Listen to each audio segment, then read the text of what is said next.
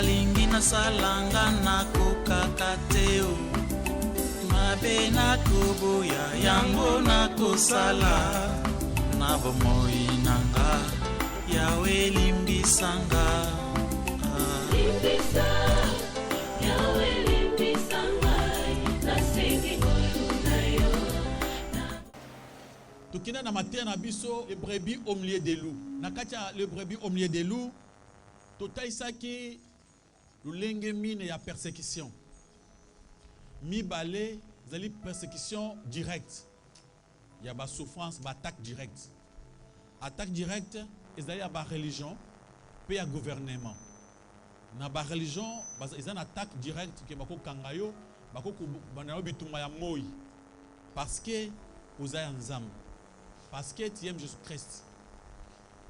Na tongo lelo on a parlé de l'attaque directe ya gouvernement. Oui, na ba gouvernement ya mokili on a monté noir sur blanc que ils n'aiment pas le christianisme. Et si tu veux prêcher le christianisme, il y a vrai, même aujourd'hui, aux en difficulté. On a pris ce exemple. Ceux qui en Angleterre, ils ont prêché l'évangile, moi, ça a mobilité. On a pensé que une semaine, 2 semaines, peut-être que l'église. Amen, amen. Pourquoi? Parce que le gouvernement, il n'aime pas qu'on touche à cela. C'est parce que le col comme si on a vie à moi si. C'est comme si on l'a méprisé. Pourtant que ce n'est pas le cas. Amen, amen. Il y a beaucoup de choses qui se contredisent dans le gouvernement et dans la volonté de Jésus-Christ. On a vu noir sur blanc que ce n'est pas facile. Mais maintenant, tout le monde a les attaques indirectes. Persécution indirecte. Oyoko yebate. Ayez cessé la haine. La haine, il y a famille et la haine de la société. Le thème principal d'aujourd'hui, au Koko Mango, la haine par la famille et par la société. La haine par la famille et par la société. Quand on parle de la haine, c'est quoi la haine? Le Kenaba dictionnaire n'a pas normal. Sentiment violent qui pousse à vouloir du mal à quelqu'un et à se réjouir du mal qui lui arrive. Sentiment mokoboye et côté les moutou. Et puis c'est pour ça, pour que assez plein na pas ya moninga. Soko ki moninga azuli kama et puis ce plaisir. La haine. Verfion entre nous. Apôtre Paul Baka, bien-aimé, vérifie-toi, éprouvez-vous si vous êtes dans la foi. Si on essaie de s'éprouver, on peut voir d'autres personnes parmi nous qui sont en haine sans le savoir. Quand vous entendez bonheur ya muninga oyo karandenge nini, oyo ki muninga azuli pambula monene, oka sentiment moko ezo peso mawa o se pelate. Et quand vous entendez les malheurs de quelqu'un, on se réjouit.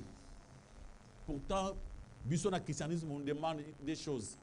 Se réjouir, n'abatoiseau se réjouir. Pleurer avec ceux qui pleurent. Mais Moutouazan a haine, il fait le contraire.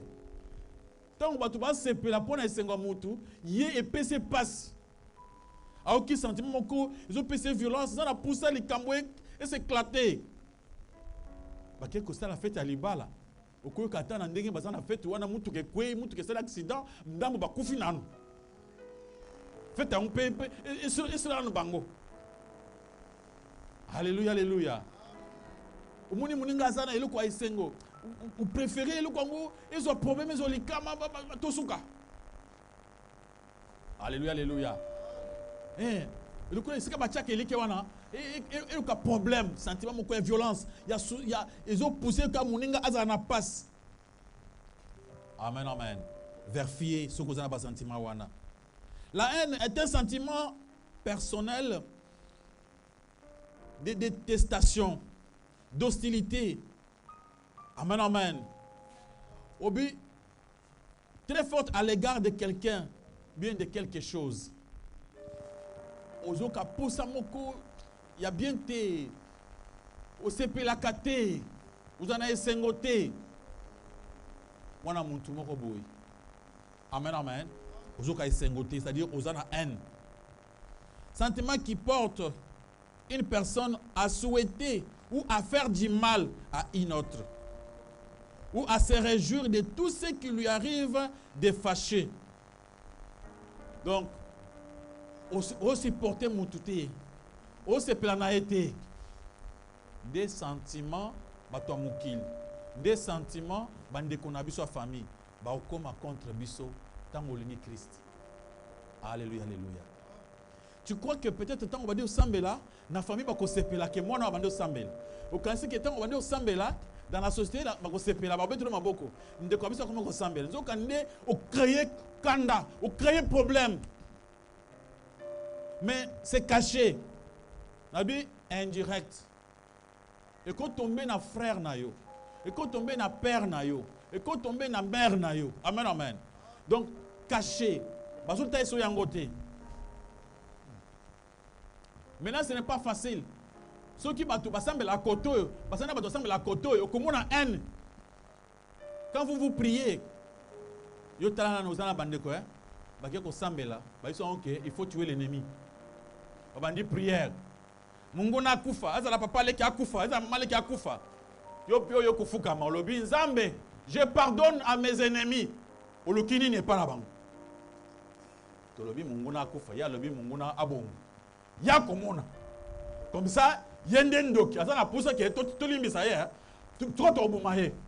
Oko senti ke nanda kuna bino ko za bitumba mususu. Ça ce n'est pas vrai. Yo zo bonde ke Seigneur, na senke banguna. Bazala ba papa na ngai, bazala ba mwana ngai nzambe sunga bango bongo la motema. Muninga uti ko samba bi mungu na akufa, apola, mungu na akundama. Donc vous avez fait des prières différentes. Et directement réaction ils dans Tongo. Vraiment, alléluia. Amen, amen. Donc la haine ils allaient éloquement que ils ont ça na makambo batu bazo yebate. Ou les autres a souhaité souffrance à Moutou. Donc, elle ne continue qu'à Moutou échanger le comportement jusqu'à faire du mal, jusqu'à tuer quelqu'un. Et bien, tu n'as pas empoisonnement. On peut même t'empoisonner à cause de la haine. Mais là, c'est qui? Batangeli Bissou. Matthieu chapitre 10, verset 21 à verset 22. Matthieu, chapitre 10, verset 21 à 22. Nous lisons au nom de Jésus-Christ. Amen. Le frère livrera son frère à la mort, et le père son enfant. Les enfants se soulèveront contre leurs parents et les feront mourir. Vous serez haïs de tous, cause de mon nom, mais celui qui persévérera jusqu'à la fin sera sauvé. Maboko makaspa le kumna kole somasia. Alléluia. Écoutez les combats que nous avons. Les combats c'est quoi? Le frère livrera son frère à la mort. Pour comme chrétien. Jusqu'aujourd'hui. Bango basambela biloko mususu. Basambela bikeko banda kala banda bokola et comment dans église à famille. Et pas la bango, c'est la femme qui prêche. Alléluia, alléluia. Parce que toi tu dis non, il est écrit que l'apôtre Paul vient de nous dire que je ne permets pas à la femme de prendre l'autorité sur l'homme. Bango na yo bokomi nini. Bako kolinga okufa. Boyoka na soute. Balobi ndeko ko livrer ndeko. Papa ko livrer mwana. Mwana ko livrer papa. Maman ko livrer mwana na ye. Donc famille ko bouger, ko bousculer. C'est pourquoi Yesu a lobby, ne tuez pas l'ennemi. Amen, amen. C'est pourquoi Yesu a lobby, priez bien pour l'ennemi. Parce que l'ennemi n'est pas loin. Amen, amen. C'est pourquoi la Bible nous demande d'aimer l'ennemi et de prier pour l'ennemi à échouer. Peut-être l'ennemi c'est ton enfant, c'est ton papa, c'est ta maman.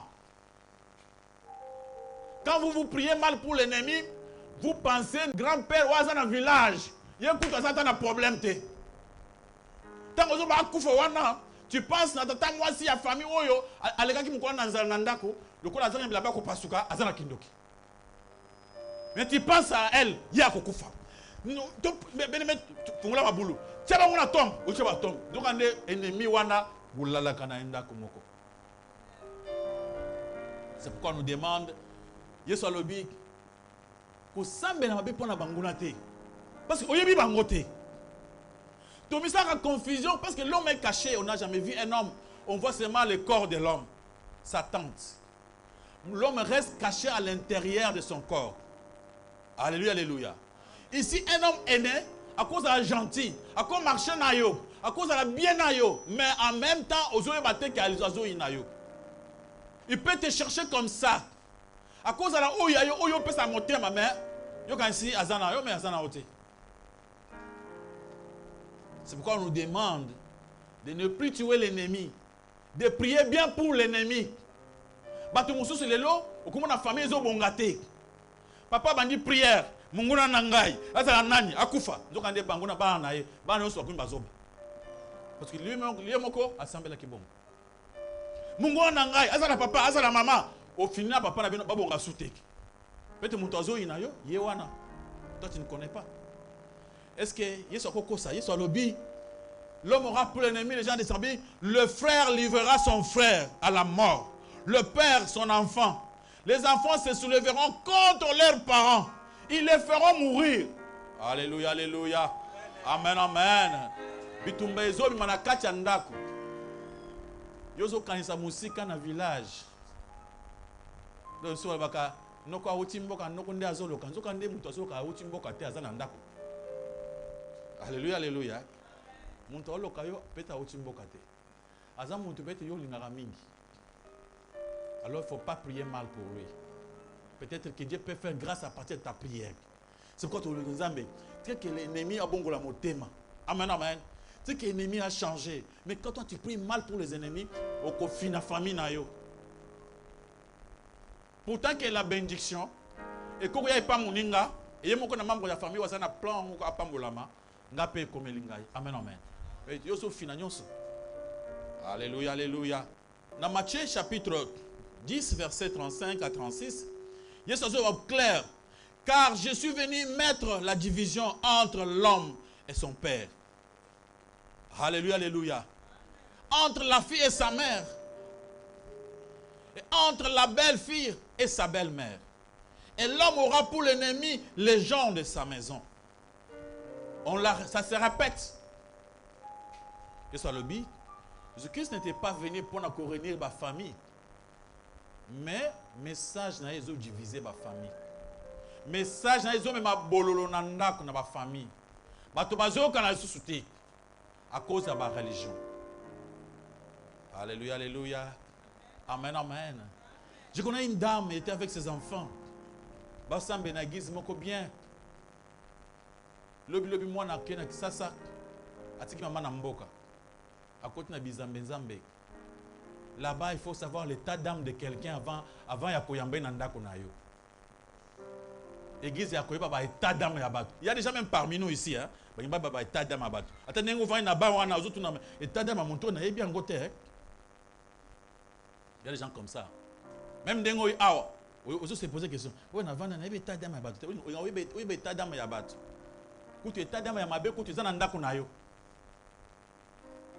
Alléluia. Et le monsieur quand il est venu ici, moi na papa maman nyo comme na moi na bokoli moi na à côté l'église à état d'âme. Maman na bango azaki na mboka bengi e, moi na ngana zoya na kisasa bi maman yaka. Moi maman akoti bateau.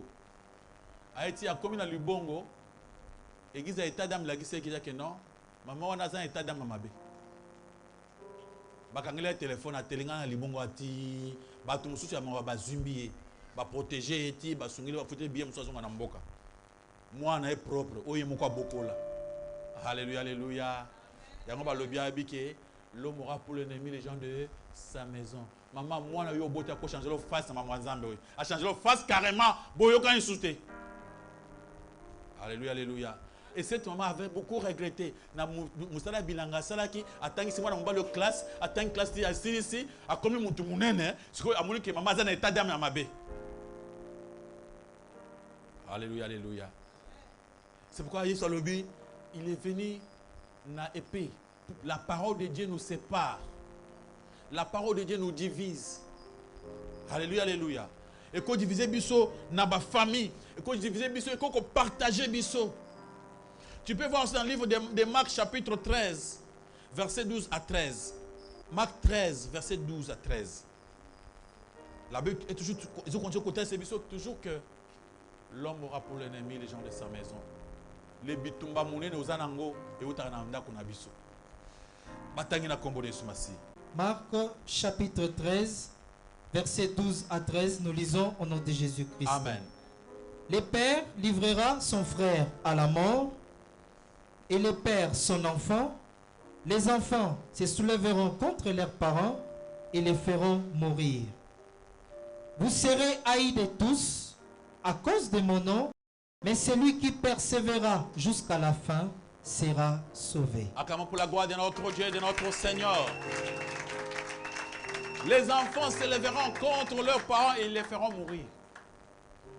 Le père livrera son fils à la mort. Na makambo ya makambo ko sambela ezaka bitumba makasi. Parce que la foi, croyance ya mutu, moi oyebango ezate. Yo ozo sambela na christianisme ya vrai, c'est pourquoi nga le bakamingi Bible le Bible. Aimez l'ennemi. Si l'ennemi a faim, donne-lui à manger. Mais toi ne mange pas les choses de l'ennemi. Alléluia, alléluia. Parce qu'il y a des gens qui comprennent mal. Si on le dit aimer l'ennemi, et pas un ennemi, bah, c'est tuer l'ennemi. Toi, tu es son ennemi, non? Amen. Mais côté ennemi, c'est Aboumayo. Yo, bah, c'est Sanin. Olingaye. Et tant que yo croisé, il y a sa mission de te tuer. C'est toi qui as la mission de l'aimer, de la sauver.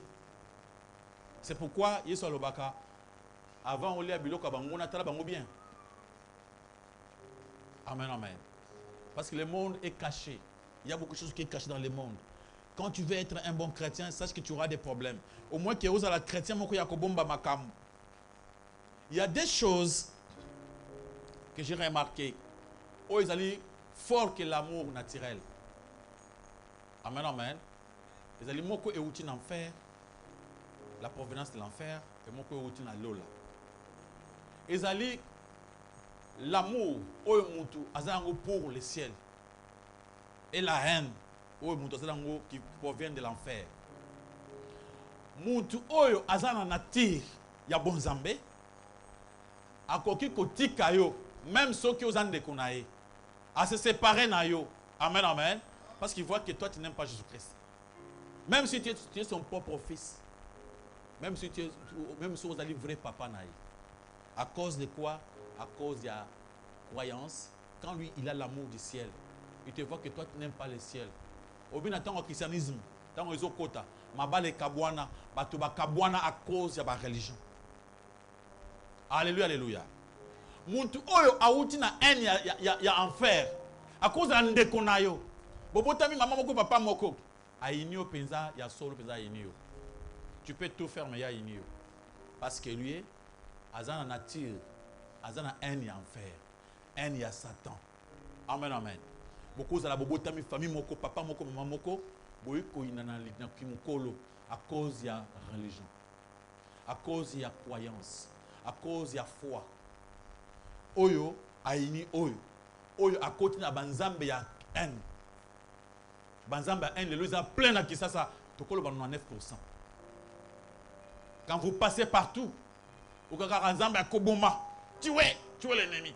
Tuez l'ennemi. Et toi quand tu viens dans cette église, il faut aimer même l'ennemi et tu auras des problèmes avec les autres. Et cela pourrait vous séparer. Et quand vous séparez bino, et ça veut dire que boyo kana susu na baninga mususu te. Et quand vous changez même que bozaki bandeko qui ndeko na bino baby. Alléluia, alléluia. Vous pouvez commencer un débat qui ne termine pas, qui n'a pas de résultat. Apprenant toujours mais ne parviennent pas à la vérité. C'est le débat dans mon total, c'est noir, c'est blanc. Autant que c'est un verset, non. Autant que c'est mais Yesu à l'obi boy. À l'obi bon, kalawana tango ba yuda ba tango ba tuba beta ki ba bundana ki na ba banem. Wana makambo akala. Bitumba yakala. Alléluia, alléluia. Acclamez pour la gloire de notre Dieu. Pour la koutaï sali kamunantu koloba, batangi Zacharie chapitre 13 verset 3. Au comment ils ont confirmé que vraiment, il est possible que, à cause de la religion, à cause il y a amour du ciel, Moutakobo est à moi. Amen, amen. Moutakobo est papa naïe, à cause de l'amour du ciel. Ça pourrait se passer très fort. L'amour du ciel et la haine qui vient de l'enfer, ils sont forts. Et qu'on sépare Batou. Ataba sur la kaboye, mais baza séparé. Bavanda kaba mais la kaisama mais baza séparé. Zacharie chapitre 13 verset 3, nous lisons au nom de Jésus-Christ. Amen. Si quelqu'un prophétise encore, son père et sa mère qui l'ont engendré lui diront: tu ne vivras pas, car tu dis des mensonges au nom de l'Éternel. Et son père et sa mère qui l'ont engendré les transperceront quand il prophétisera.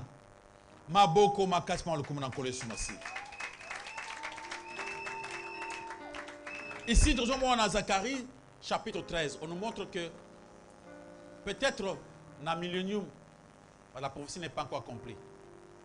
Que comme on attend moko, ceux qui moi en ayo, abandé qu'on peut sa prophétie à l'okuta, yo moko ozu machette au katiye.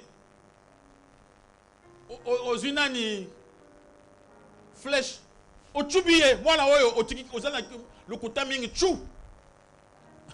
Alléluia, alléluia. Voilà, Bibongo. Il arrivera un moment où quand tu prêches, tu dis des mensonges, tu prophétises des mensonges. Ton propre père, il y a semble la vrai, il te tue. Amen, amen. C'est pour nous faire voir que l'amour du ciel et la haine d'enfer sont des choses compliquées. C'est plus fort que l'amour naturel. Les gens peuvent se séparer à cause de cela. Quand tu étais dans la famille, tu ne priais pas, vous avez bien. Quand tu commences à prier, ça devient des problèmes. Il faut faire attention.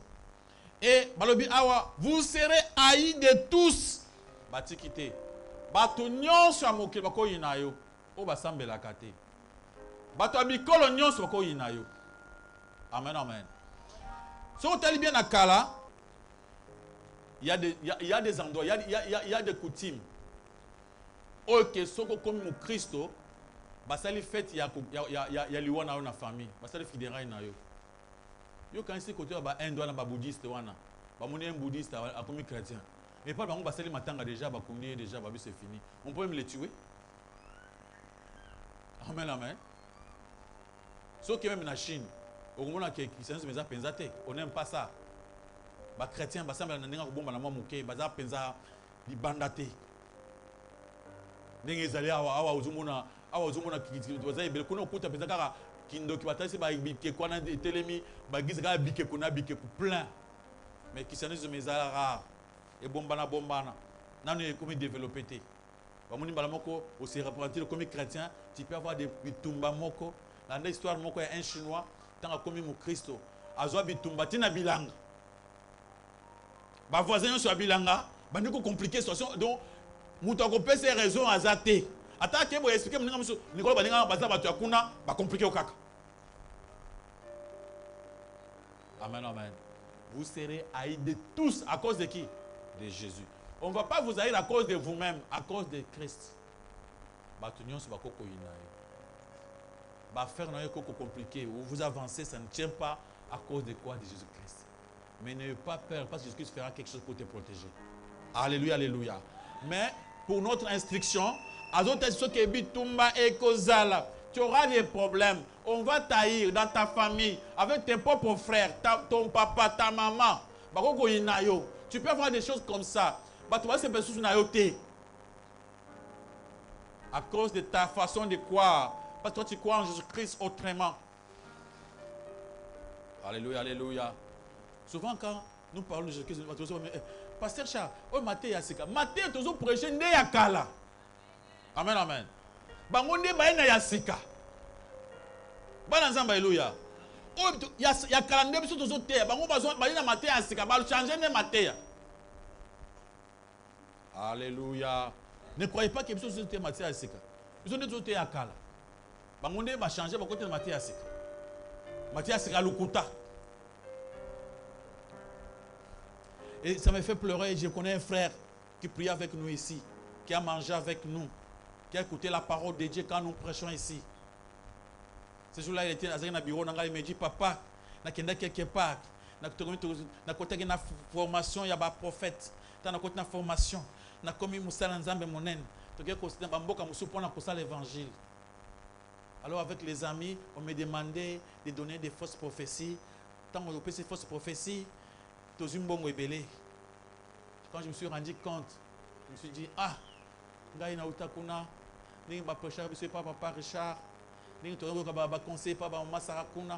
je commence à faire des choses pareilles. Quand je dis non, les amis babengani ngai. Amen, amen. Dans mon cœur, toi aussi, il y a des gens comme ça,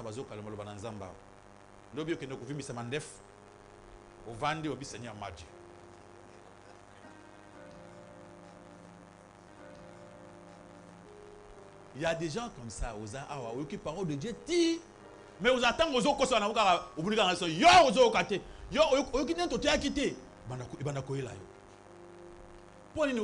signer document en fer. Amen, amen. Tu sais l'argent, ils ont un Nzambe. Bon Nzambe, alléluia. Ceux qui ont un peu son bongo, ata ote qui fungwa na wenzagambe. Osumba lopango na mbizi. Alléluia. Amen, amen.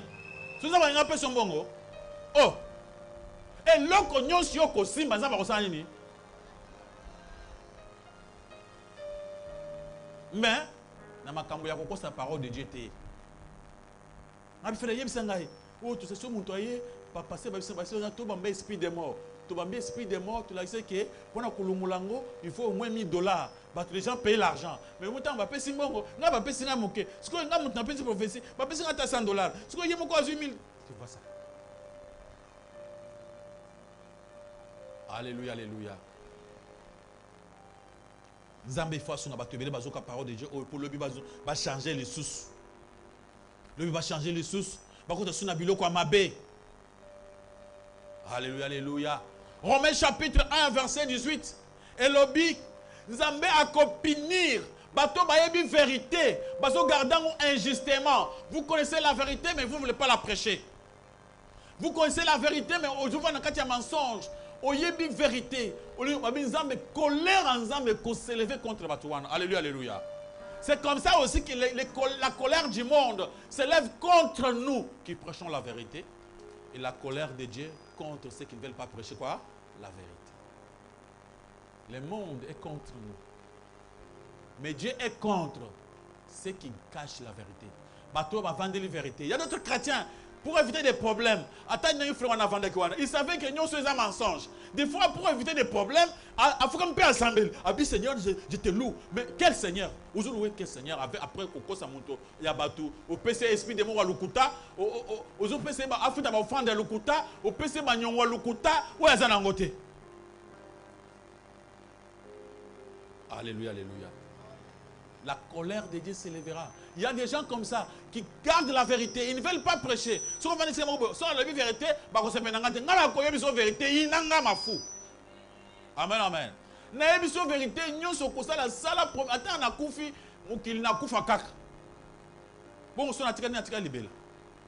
alléluia, alléluia.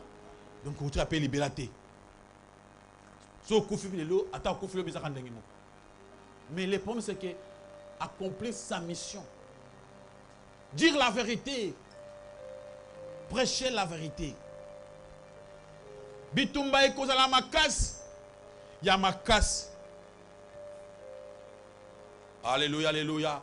1 Corinthiens chapitre 4, versets 9 à 11. Bien aimé, attends, il faut qu'on ait ce au commun, l'apôtre Paul, il est en train de nous expliquer la situation que nous avons. Que nous, tout le monde qui veut prêcher la vérité, il est comme s'il est obligé par Dieu. Il est déjà condamné. Il devait accepter cela à tout prix. Frère, nous allons ouvrir, au douter fort. Nous allons ouvrir, mais au douter, non.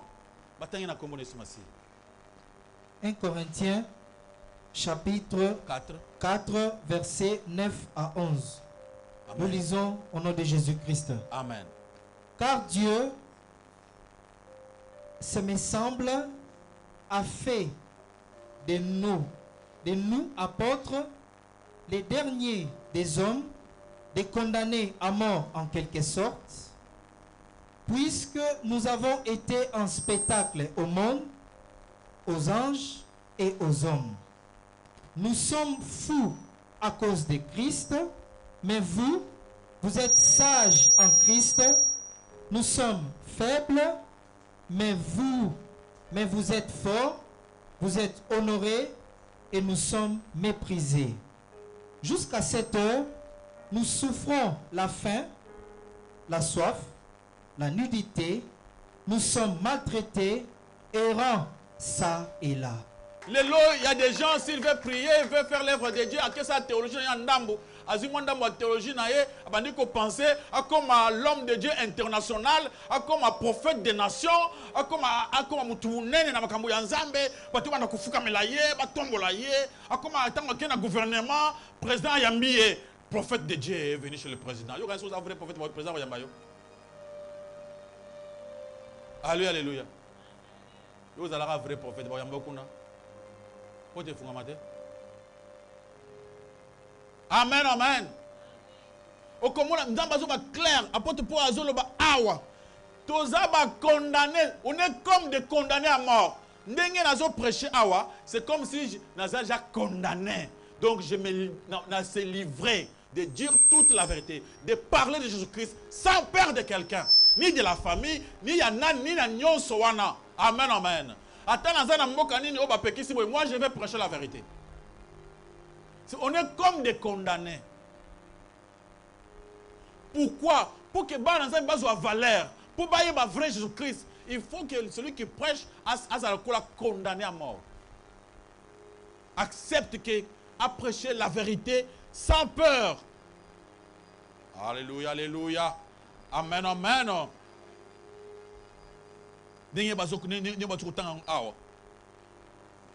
Abik, nous sommes fous à cause de Christ, faibles, méprisés. Jusqu'à cette heure, nous souffrons la faim, la soif, la nudité. Nous sommes maltraités, errants, ça et là. Ceux qui prêchent la vérité, on ne les accepte pas facilement.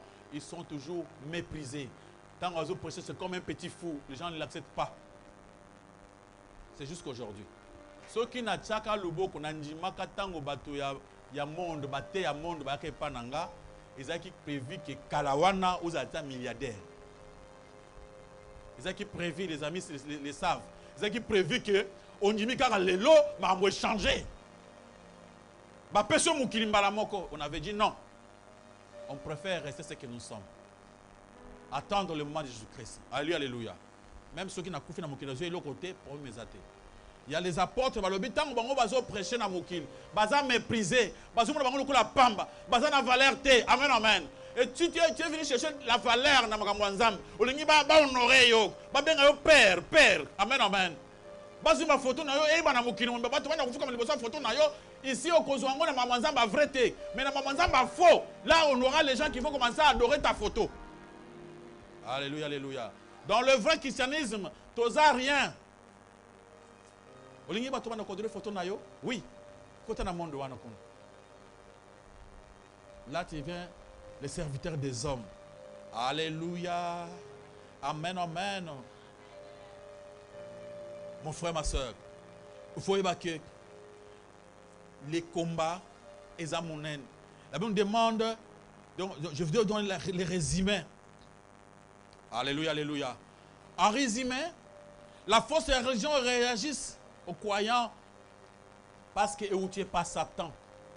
Bafausse religion, ils ont combattre biso parce que vous n'êtes pas Satan. Alléluia, alléluia.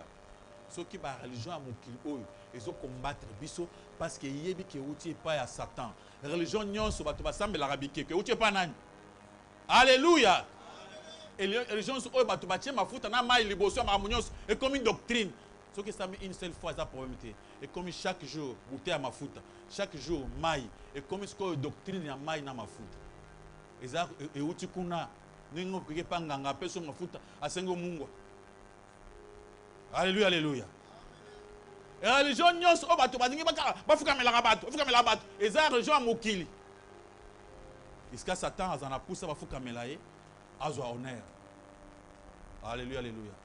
Na ba religion so o komi na quatre église, on peut bazu comme il y a pasteur et comme il y a numéro 1, on peut même à son nom. Et uti côté mabé, ils religion à côté à Satan. Vraie religion, on prie qu'au nom de Jésus-Christ. On ne met pas d'autre nom. Alléluia, alléluia. C'est pourquoi quand nous prêchons comme ça, ça devient un combat. Il y a l'unité touché à combat na bisoté. Dengue nzamba za Abraham, dengue pesa nzambe na ngai. Yo micha ndenge mona Abraham. Depuis quand? Pas combien on a versé ni poto ni mangusko. Alléluia, alléluia. Yo eloko ni osali na mokilo yo po micha pe comme Abraham. Amen, amen. La Bible dit, toutes les nations du monde seront bénies derrière Abraham. Alléluia. Et c'est la Bible dit, toutes les nations du monde seront bénies et pas naïo, papa. Un frère. Un maman. Alléluia, alléluia. Acclamons pour la gloire de notre Dieu et de notre Seigneur. Le gouvernement ya mokili, ils allaient contre l'église. Parce qu'ils allaient sur l'emprise, il y a diable. Il y a le gouvernement nyon sur mokili et vous allez consommer na Satan. Il y en a ici le gouvernement où nzambe yemoko a pesi a tchebat. Toute autorité vient de Dieu. Oui. Après, les mêmes autorités sont influencées par le diable. C'est pourquoi on a le mariage, mobile, abala mobile. Ça c'est quelle influence? Il y a nzambe. Alléluia, alléluia. Amen, amen. C'est comme on est dans Babylone, Daniel, Babylone, Bassambele Ekeko. Shadrach, Meshach, Abednego, Babylone, a préféré contre la moto. C'est pourquoi on est Mardoché a préféré qu'il a fouka maté, Babouma, Bango, mais Nzamba intervenir. Basi si bangote. Maboko, ma casse par le commun en collé sous ma scie. Alléluia. Ba famille na biso, na société. Ils ont réagi contre les croyants. Pourquoi? Parce que ils ont toléré la justice. Ils ont toléré le christianisme. Justice, l'amour du prochain. Le pardon. Ils ont supporté dans la famille. Amen, amen. Les gens n'aiment pas ça. Au Seigneur, non. Donc quand toi tu viens avec le message, il y a pardon. Pourquoi tu monto asali o mabe otikale ozu souci motema na yo moko evimbi yo moko ozu gastrite yo moko ye monto azo perdre ni yeso le bi tika ko ina ye ozala l'aise o bi te na ko ina kaka ye na ko ina kaka ozo ina tant ozo ina ye motema na zo vimba et après plus tard ba so oza motema ko vimba yo ko mela so na mokilité. Vous avez un kanda makombasi, tu regrettes ma souci. Ne vous inquiétez de rien, de tout cela. Ne vous inquiétez même pas. Amen, amen. Toi, regarde Jésus-Christ. Toi, tu veux t'inquiéter. Trop jeune. C'est ça le problème. C'est pourquoi Yesu a lobby, ne vous inquiétez pas, pardonnez. Laissez-moi le combat. Yo lingo compétence combattre yo quand ça ta yo siliki ata yo yini ata o bien kufa ya kufa de kate kufa ne ka so nzamba permettre. Mais tu dois commencer à marcher mon thème ya kufa ya salga boy non, Dieu aime le pardon. Cœur ouvert. La société ne supporte pas cela. Parce que l'homme abe limbisai. Ah frère, la limbisai est simple mon rabou sali boy. Limbisai, Dieu va agir à ta place. Alléluia, alléluia. Le bien que nous faisons à nos ennemis, et nous ne voulons pas de cela. Tu dois combattre. Parce que quand on est dans la société avec une prédication, il y a pardon, limbisa, comprendre, supporter les autres. Quand il s'appelle, dans la société, on ne va pas t'accepter. Amen, amen. Impéré, mokoboui. Alléluia, alléluia. Acclamons pour la gloire de notre Dieu, de notre Seigneur. Maintenant, qu'est-ce qu'il nous faut? Il nous faut la persévérance. Celui qui persévère jusqu'à la fin sera sauvé. Il faut maintenant la persévérance. Nous ne devons pas lâcher parce qu'il y a les combats. Nous ne pouvons pas nous laisser faire. Nous devons persévérer jusqu'à la fin. Au quotidien, kende na suka utika na nzela te. Oh batonga kinga. Tika batonga yo continuer. Bitumbeye ba lobino ba kilo makambo nyonso ba kosala et tout yo d'accord, yo zo continuer kaka.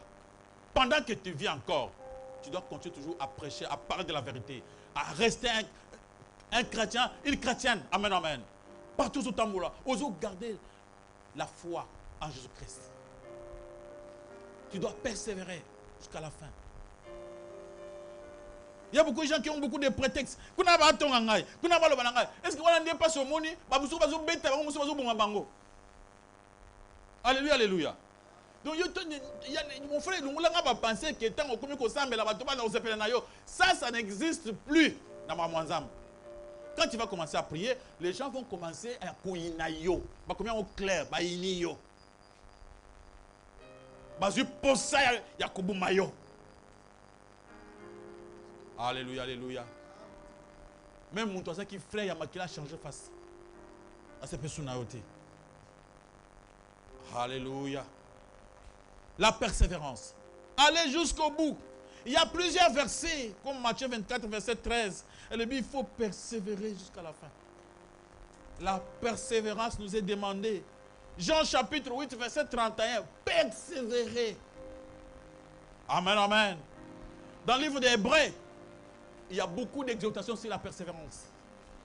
Persévérer jusqu'au bout.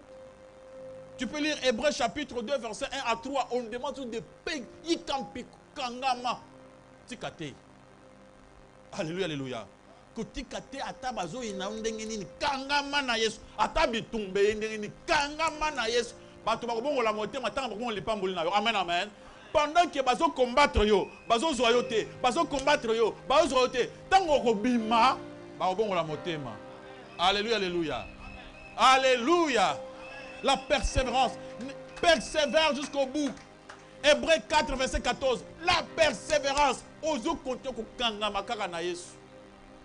Mbule noka, moye bima, masase beta, nyose kozala wana nzala eya. Batonga, mais yo kangami kana vrai Jésus-Christ. Alléluia. Acclamons pour la gloire de notre Dieu, de notre Seigneur. La persévérance ne veut pas dire que quand on persévère, tu causes la vie éternelle. Mais non, quand on persévère, cela prouve que nous avons la vie déjà. Alléluia, alléluia. Celui qui persévère, c'est celui qui Dieu donne la capacité de persévérer dans la souffrance. Jacques a dit clair, dans Jacques chapitre 1, verset 12. Mon toit a persévéré. Et persévérance, c'est la purification. Alléluia, alléluia. Tant que épreuve, il y a foi. Ou ils ont commencé à comme pire. Ce que nous avons fait dans la vie, c'est que nous avons fait. Quand nous avons fait, il y a un moment difficile. Au surmonter. Et au surmonter. C'est ce qui fait de toi, moi, dans Zamba Soul.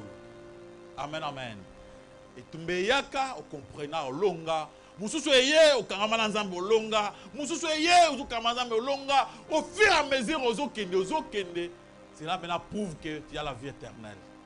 Alléluia, alléluia. Amen, amen.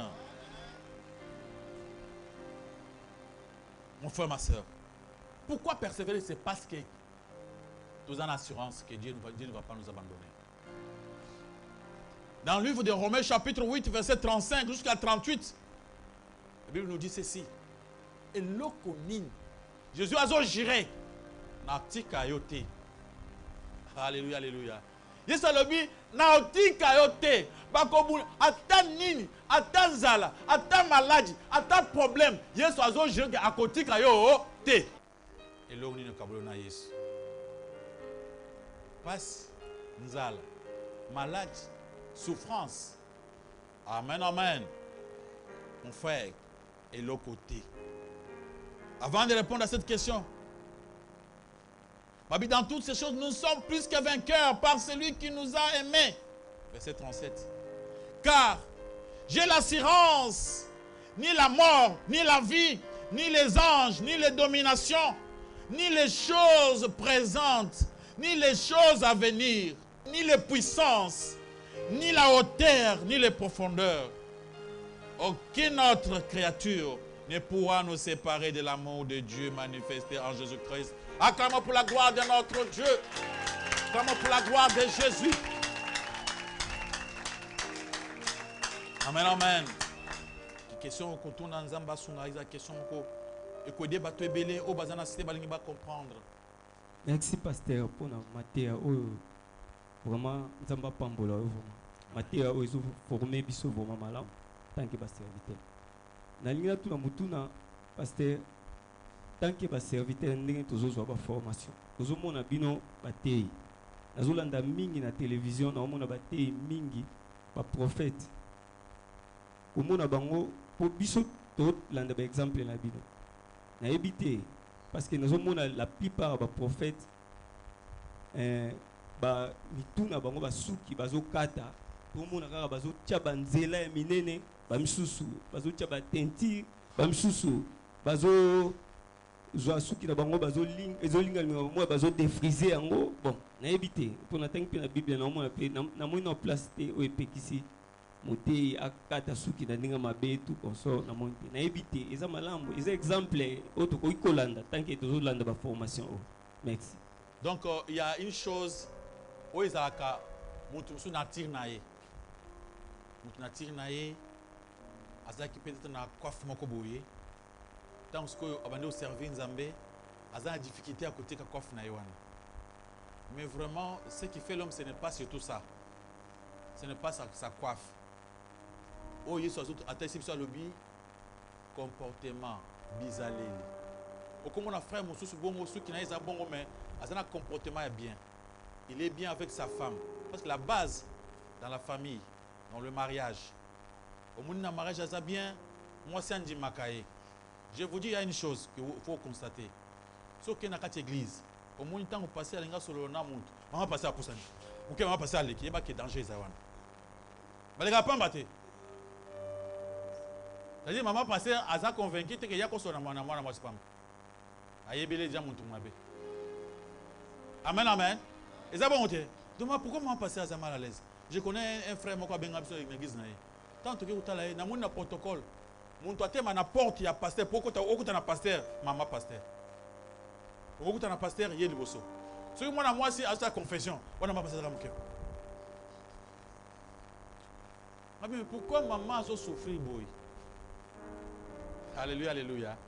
J'avais compris que après plusieurs temps, on a compris que le pasteur avait mis au monde avec des serres. Abotage na ba serre ba chantre.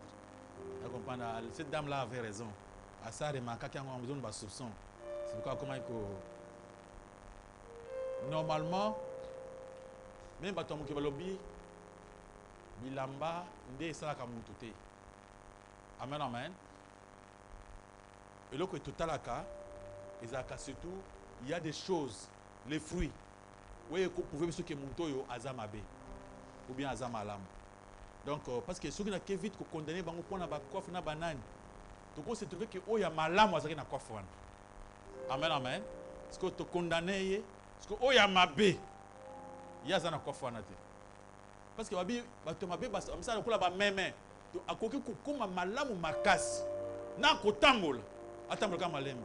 Bonjour pasteur, bonjour maman. Posa malam. Mon tu Nzambe ya bolingo. Okuta na pasteur chana nzela, mbangu akena faire ah, oh pasteur t'aime la boy. Alléluia, alléluia. La vie est compliquée. Les gens se cachent dans beaucoup de choses. Mais c'est que autokota là, via masum. Est-ce que azana via masum? Soit azana via masum te. pourquoi tu condamné été. Amen, amen. Mais si tu as une vie à Massoum, là tu condamné. Total à point la beauté, mais total comportement. Est-ce que nanda kunaye, as un vrai pasteur? Est-ce que vraiment dans le comportement na est un malam, soit un malam? Là on laisse. Alléluia, alléluia. Vous avez la parole. Merci pasteur Richard pour la opportunité de la question. Amen. Na matin oteaki lelo lakisa biso pour la persécution et ce que uta na kata ba famille. Ce qui musala nzambe amoni que oui na kata ndako peut-être ennemi azali mwasi na ye bien mwasi na bana pona ko éviter pour yete asala la nzambe malamu akuyi kozwa mwasi na bana atinda ba musika bazala na mboka mususu pour ete azala kaka ye moko asala nzambe malamu uswata akuyi kokabola na mwasi na bana parce que awozobeta sete a persévérer jusqu'à la fin. Mais pour te constater musala nzambe mona malamu akuyi kotinda ka mwasi musika na ye atikala ye moko asala nzambe malamu. Mais si on a question na nous. Il faut d'abord comprendre pourquoi on se marie. La Bible dit une chose claire pour le mariage.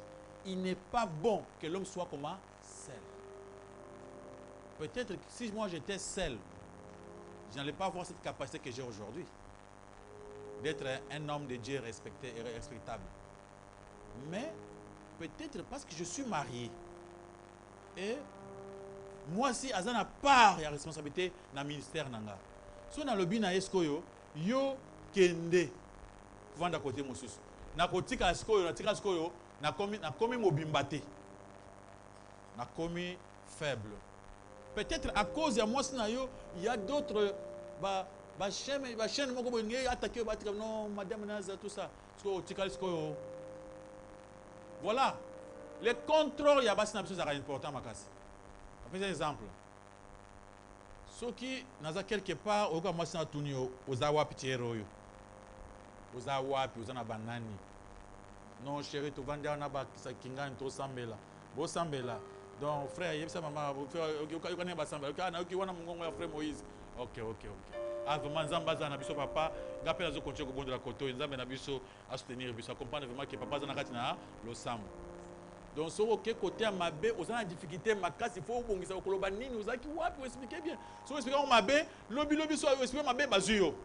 Donc, et comme vous savez que tant que bimi, il faut faire l'effort qu'à cette heure, vous avez nanda. Alors, muntu oyo aza marié te, tala erreur basala kanam. Na muntu azi moi c'est atindi côté mosusu. Là où aza marié, basala muntu moko. So akena kitambo. Avant diwana et pas bande kwa église. Babi papa mata kula la tawa alani na iwana. Nani akutuna ile kama. So mukwana azaki ke pas na restaurant moko atuni moko restaurant est-ce qu'il y a place vous en chambre? Papa chambre zaka. Je peux dormir, il dort. C'est vrai le matin, azongi nanda muto poser question. Donc c'est pourquoi basi ba jouer un rôle monnaie dans le ministère. Azo contrôler yo, azo tala manière na yo abino papa ou manière ba sans embêter. Faut changer. Ata bo bendaniti occuper ses raisons au changer. Et mon gars là tu non papa yakan. To yo za musa nzambe là te lo esimbate. Donc essaye ni nganza muntu te oza muntu mais oza pasteur. Non ma chérie viens là tala no ya boy. Moni musa azo sal. Ce que tant ya ke musika. On va nous commettre les barrières ya grave. De moni apôtre lobaki ba pesa ministère na bato yo baza ba marié. Ce que yo ce que ozaki marié ou tout sous maman ou tindi musika. Bible zolobaki pona ko kimaki numba il faut mon balaza na mwasi na ye yo zo yo mwasi otindi na Paris otikala so kimaki numba siko ndengeni ndeko simba touche ndeko sasko buzoba c'est ce qui n'est pas bon. Alors tu ne peux pas accepter d'envoyer ta femme ailleurs et tes enfants bah peut-être une solution. Priez pour ceux qui vous maltraitent. La prière. Nzambe na che mwasi na ngana maboko na yo. Nazala pour ça que vision na zanango yepa koma nango. Nzambe ça que bana na nga ba comprendre que naza musala na nzambe. Et au fur et à mesure vous savez répondre à bango et vous apportez votre conseil, vous allez ba effort, au béni on a famille bo fandi, bo solo là c'est que nzambe na biso nzambe ba blackte. So bozo kende boye, nzambe ko mona bino mabe na ko rater bino. Pour nzambe pe ajisaka. Soit mon simba te atie manzaka. Mais moi je connais que, moi je peux dire dans mon mariage, Dieu avait beaucoup intervenu. Banazamba, alléluia. Moi dans mon mariage, Dieu avait beaucoup intervenu. Des fois, si je dis quelque chose à madame, je sais qu'il y a comprendre, tu solo lui a boudé. Et tant à la zamba, il dit non, pour bouder, c'est éviter un engagement. C'est que ça, c'est vrai. On a la dit, oh, vous avez un zamba dans un ménine. À côté de la carrière, on a dit, son côté, ça dit, moi j'ai raison. Au moins, tellement qu'il y a mon bongo, ce que ce soit bien, elle couvre faire bien, zamba za sol. Tu vois mon temps, parce que yo, le bas moko. Parce que ce n'est pas facile. Ça demande du temps, de préparation, la prière. Tout ce que nous pouvons faire pour nos enfants, pour nos conjoints, c'est la prière. Pour que moi, abongola motema. Moi, banzamba sol. Ce qui est moi, c'est-à-dire yonde aux incapables. Merci beaucoup, Pasteur Richard, pour la parole. Amen. Pasteur Tomoni qui obétissait mingi na famille. Et puis, tu as un peu de lobby que un n'a pas. Dans la famille et puis dans la société. Parce que la Bible dit que non, les parents, il faut honorer banana bango.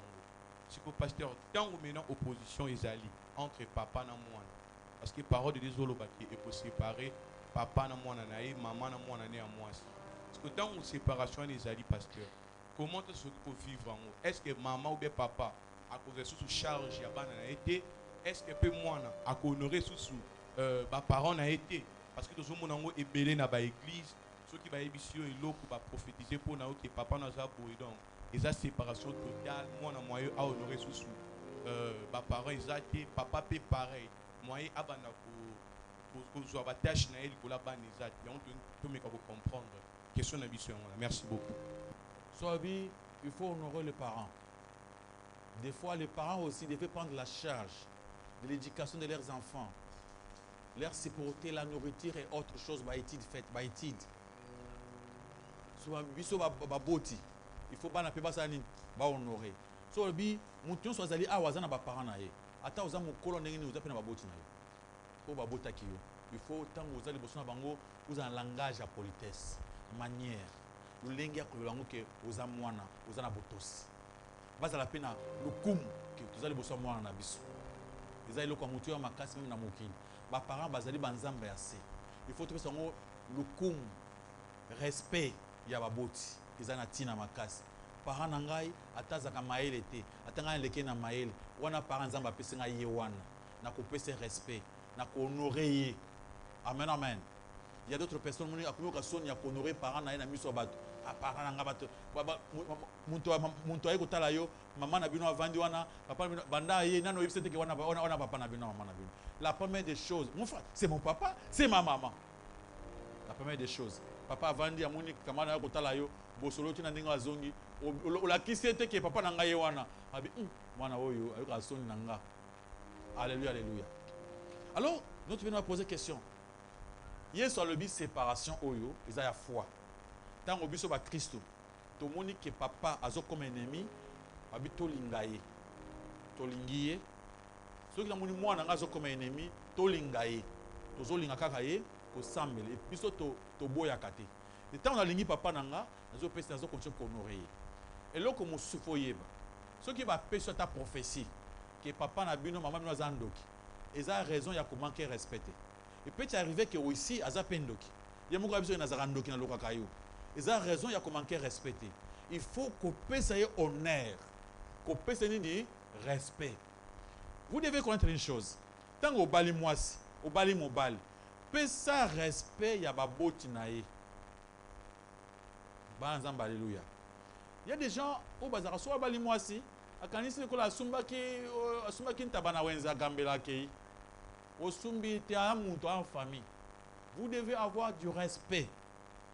L'honneur na famille nae. Famille ya mobile na yo, famille ya moisi na yo, ata bazana kindoki.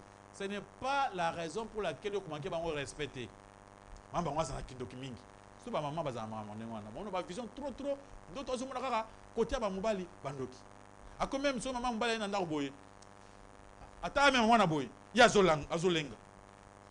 Maman, tu es là, comme maman, ou même Maïka boy. Ah, c'est Azamwana, moi, na. Où est-ce qu'on connaît? Oh, l'autre kindoki.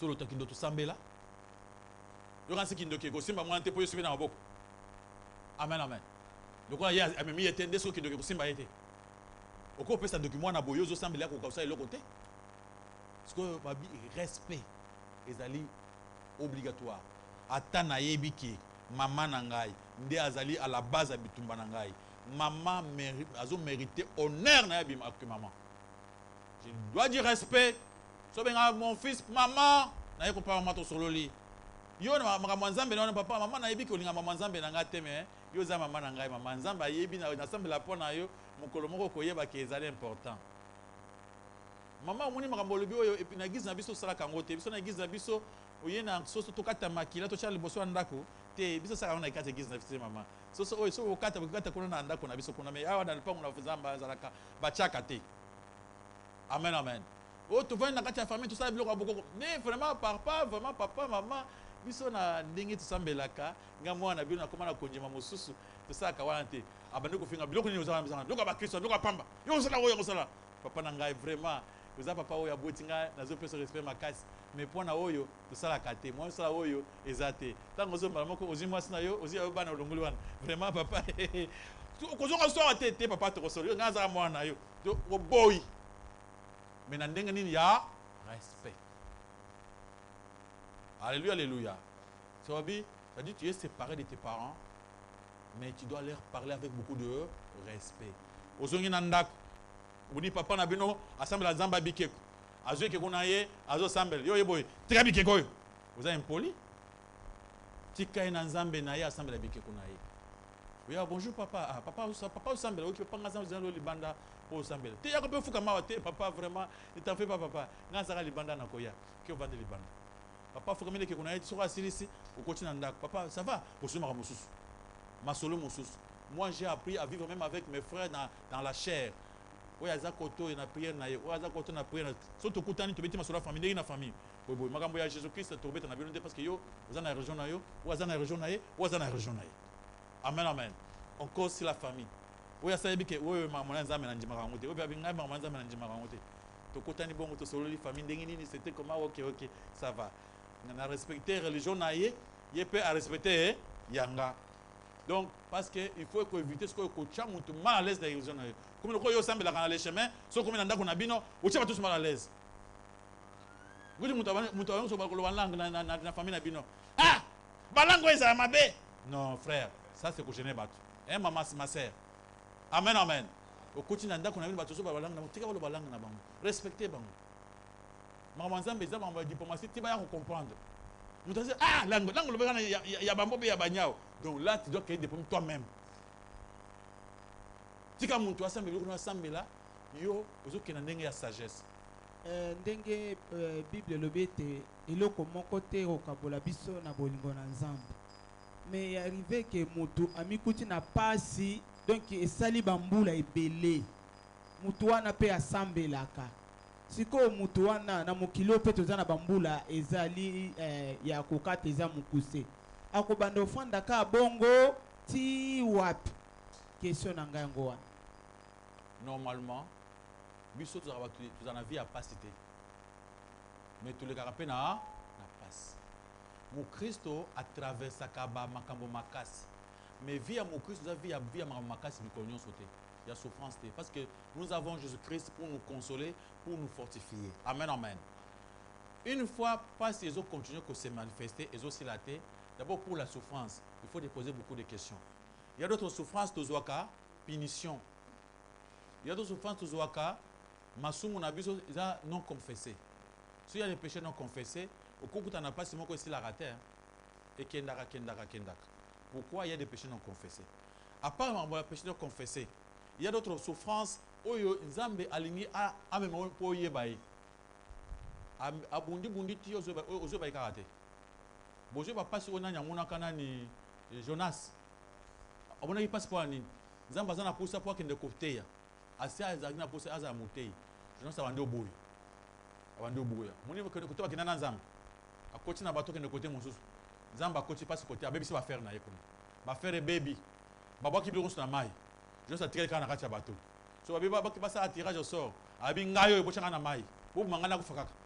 ya kan si wa côté mai akufa zo kande nzamba zaka na mai ba tie na mai akufi pété mbise ye meli abe lokola mbise melinga boy nakufa kasi ba na esila ya kan si ke nzamba zaka le bumambisi zo kan nzamba zaka le bumambisi abi kuna okufa te parce que mes souffrances wana ya le bumambisi wana pe makasi soupa pe mapasi me kufa okufa te mabi tanga muki étouffement eleki makasi abi non yoka ngaka sima wa parce que moyen zate limbisa kasi tant so asengi bolimbisi nde basanzi ye nga na mona pasi wana na vie nzamba luza na puissance la mosali na comprendre te nzambe soka bisinga likambo nga zo comprendre le contraire tokenda na ye abi lokolo zo kate na kota soki na zanzam to nde kotambola na nzambe ko comprendre nzambe za peut-être hein.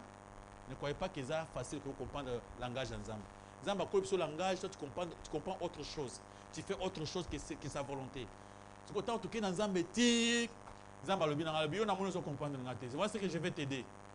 Yo pour comprendre ngana mon ça passe.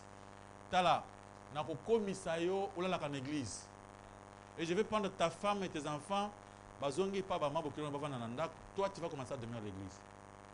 Mon frère, ce n'était pas facile à croire dans mon vision wana. On s'est posé question à ce moment-là, on s'est posé question. Moi, j'ai à peu près 3 parcelles. C'était 4. J'ai 4 parcelles. Parcelle côté, ma place, c'est mon bien. Je dois d'aller à l'église. Je me dis, ça va se faire comment? Mais, alors, mes parcelles. Moi-même, qui ai des locataires, je vais aller dormir à l'église. Pendant que je me posais des petites questions, la madame, voilà une autre dans ça vraiment mais on comprend pas mais regarde tout ça on a senti que donc la passe c'est qui m'a comprendre que tu peux devenir pauvre même sur aux ananimes et pas dans Zambie téléphone est bétam gras na aucun locataire azo bengangai allô Zamba ko samba na seconde allô papa Richard oza motema mabe abi oh locataire na saloni abi na minute moment nazo yebiso yo awa to moni bato a parquer baye basa biso décaissement bazo boka biloko na biso libanda ezaki maka ba boutique ba lobby yo déjà ba signifia que oso ko na jugement kala le pongo c'est comment mutu mususu oyebisa biso te je ne comprends pas moi je n'ai pas plaidé je ne connais pas abi basa l'erreur nini ba komina ndengo signer mikanda nyonso tout j'ai été ils ont erreur. Si on accompagne un autre,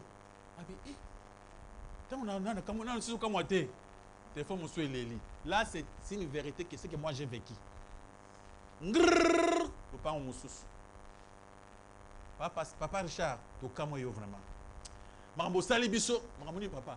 Mais bazo kabilo biko libana ndakos. Batu baya ba lobina mikando nengo tu otumi le otiki bango le pango. Mikolo tu vas tout dans le pango écoute. Ba mikando si yo signé. C'est vrai.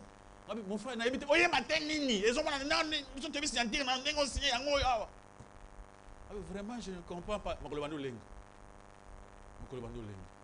Tant on a vendu muke, comment tu veux que Zambé, ce que tu ça là.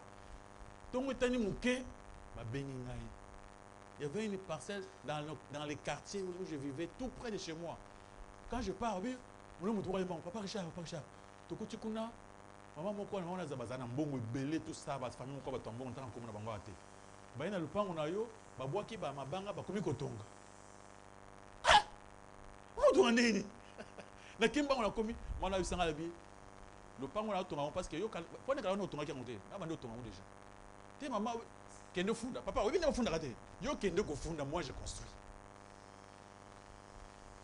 tana zongi na ndako na vanda na koko na sika na vanda ki wana. Je vous dis ça, moi je vis. Nzamba a faim. Nazongi na lupango na vandi. Na fanda tala sambela. Na monika mutu wa kotana lupango. Bonjour monsieur, bonjour monsieur. Oui ba tout ça ba ba français moko ko ba ki sabatu. Attends, on va dire bonjour monsieur. Bonjour na lenga makolo. Je vais le propriétaire de la parcelle. Le propriétaire. Moi je suis son fils. La wanga. Tu es son fils? Ok. Monsieur, venez. Après, c'est une carte. Moi, je te vais à la présidence. À la présidence. Tu vois cette parcelle?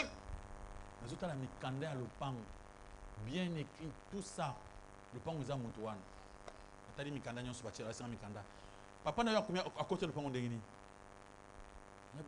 vraiment je ne comprends pas vous dites que c'est votre parcelle la parcelle eza yanga tu vois pas les documents monsieur j'étais en voyage nazoya d'abord je vais aller kuna kwa présence bino il faut pas bima pamba donc on va même pas 3 jours ya kopesa bino lopango oyo beaucoup na téléphone na bengi muntu atelenga lopango wana allo papa kingani nazomona awa bato moko babi nazokamba bato na bayeki na ndako na ngana tongo balesenga ki lopango bango ezaki ya bango nazokopika mikanda bala isenga vraiment passer Richard eza lopango eza ya bango nazo comprendre te mikanda wana bazwi wapi mbala moko na koi j'ai commencé à pleurer avant de lenga binzambe na suki tant j'ai commencé à pleurer ndesi ko nzamba lobi parce que zo kanga te yo muna nanu ndenge ngana zalaka o comprendre ça maman nzambe na muna pesa OK pena juma ko tu juma yango ba ce juma nyonso OK après nzamba usanga ye lokola o leli lokola yo fuka melinga ekobunga nyonso te musu be bungaka je vais t'aider pour que o récupérer biloko nyonso abise ko ngana pesi yo moyo muto botola yo ezalité mais so na tiki yo tu n'as rien directement ndio kana biso ki ba juge ba lota bandoto ba telema ba ko samba makambo jugement ba se ba kati ba kata ba jugement ba se ba sala donc suka ba pesi na raison na ko récupérer wana na commis serviteur de Dieu nde na telema na simba bible na lotango na lotango mabe na zo prêcher so za mutu makasi mkomuso ko yoka bien amen amen ah soko za mutu makasi mbala nzambe nzamba ko aider ko yoka très bien voilà na yoka nzambe clairement nzamba lobi tubela na tubeli ça bo na sali po eso tuni tubela na tubela nini okoyeba ngo mukolo moko les gens qui se posent des questions na tubela nini il y aura un moment okoyeba iloko ko tubela il y a d'autres souffrances nga na mona pasi moko na tambo bo sapato talon elongwe makolo nyati na se na zoko ko tubela te na kanga moteba na tubela maka mususu o nzamba azo tubela na tubela nkate nga mwana nga kota hôpital mwana nga mbala kota hôpital bakangi biso na hôpital mbongo meme ya kolisa ete kisi kuto oyo na kalembelemba sona komi kalembe ba peso danse boy na ko kinde ko telenga na ordonnance ki sasa mobile tant na zongi na kuti bato ma baso sombi kisi ba pesi mwana wana zongi pe na explication wana bato pesa madame conseil yo ki kulinga muntu ndenge nini mama yo wana mwati kitoko boy kulinga muntu aza muntu moko mutambula pipa iloko te ya le bibo yebite abina to yeba te nini azomona kisi amwana tisiko notre enfant ya yimili kiza abango ya yimili ki abango nini bazu fufu masango batokisi tik bazu sukali bache yango sko nde miliki mwana biso komele yango baningisele na biberon tititi et puis couleur à miliki ba pesi wana omuni mwana azomela ngo amuni ngo loko kitoko wana ba voisin bazana hôpital babiki bayoki mawo bazu mwana na miliki na bango ba pesi mama pesi melesa ta mwana après mwana komi bien bokena kasindako mbongo ofuza wa benza kuna bakanga madame kuna na tambola ka partout soki ka mutu bosenga mutu mongo ozomona eloko te ozomona milinga na milinga nzambe aza fin soki azoyibisa ozoyoka te mokomoso okoyoka ye très clair amen amen yana lobi soki oza na souffrance ya bongo luka nzambe nazoka mpona yesu yo ozoka mpona yesu te yo ozambaka mosusu nzambe azobenga yo kuta ozoboyela yesu ye moko azotyo manzaka yo nazoka mpona yesu te mosusu ezalaka yesu ye moko azotyo manzaka makasi soki amoni ozoyoka te pe même te tuer pamoni ke esimba te yo oza inutile tu ne veux pas le servir alingi servir oboya kaka lokola Jonas mona pe okufi alléluia alléluia kobanga te notre Dieu est bon il est miséricordieux amen amen mais ce que ozoboya kosalela ye non vraiment vous aurez des problèmes graves oza makambo biso toteya peut-être toyebi kotanga te me toteya amen amen merci pour la parole pasteur amen Les Yakato vendent peu na vie à un serviteur de Dieu, précisément un pasteur. Est-ce que ça lui peut m'aider tout peut faire mal? Basa na nzambe olanda biso partout. Biso to kopesa mutuna na mutunas. Est-ce que balabaka oh ba passer mon pasteur on a orgueillé té. La question est posée. Yaka to vanda. D'abord, yo tango yo ko bota mwana yo uzana pusa obalisa. Oya moninga oje ochepamba. D'abord oza motema mabe. Dédé, c'est le péché de l'impudicité. De trois, au côté kayete, balaye kaka. Il y a des frères babara. Eh, il y a le quoi qui li balate, mais est-ce qu'on a moins de collant te balana quitté, ce qu'on a ni frère. Tu as la dette d'autrui. Aux choses unies, yo zan kamoni osani, kofuta nyo. Le yakato vanda, c'est l'impudicité. Pire est simple. Mais il y a beaucoup de serviteurs. A comme prophète. A remonter à bateau. Mais il y a beaucoup de vie. L'Iba d'abord ça ne coûte pas cher. Ou dans la balle, il y a 20 $, sur 30 $. L'Iba là-bas, ça peut valeur. Mais ceux qui ont une famille, au vendate, bon ça bilo côté, ou qui n'a pas ça yebake d'abord péché wana. Moi si à ça on attend babenga qui wana qui ko vendre. Quoi ça côté pas na yo ma sous nda wana te. Yo muto ko bala ye do nyongo eza pa na mobali parce que ya sa ye boso bo vandi bo mo bota bana nyongo wale kangi nani yo kene futa nyongo pa batus parce que c'est moi ça bi masko pourquoi comme sous ya fana nani muso. Amen amen. Alléluia. Yakato vanda c'est un grand péché, ezali impudicité pure et simple. C'est pourquoi tout le monde a vu qu'Azana Yakato vanda a raisonné pour faire le mariage où ils allaient honorer de tous. Question?